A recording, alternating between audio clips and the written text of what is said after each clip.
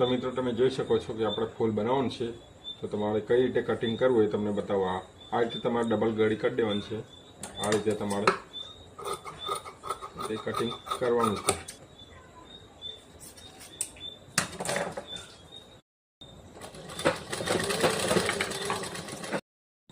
તમે જોઈ શકો મિત્રો કે આ કાપવાની લેસ તમારે આ પ્રમાણે ગોઠવીને સિલાઈ મારી દેવાની છે. તો તમે જોઈ શકો મિત્રો કે આ રીતે તમારે કાપવાની લેસ આ રીતે તમારે સિલાઈ મારી દેવાની છે ઉપર.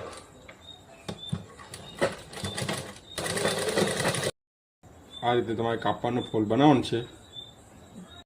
આ રીતે તમારે દોરીને આ રીતે તમારે ગોઠવવાની છે મિત્રો સેન્ટરમાં.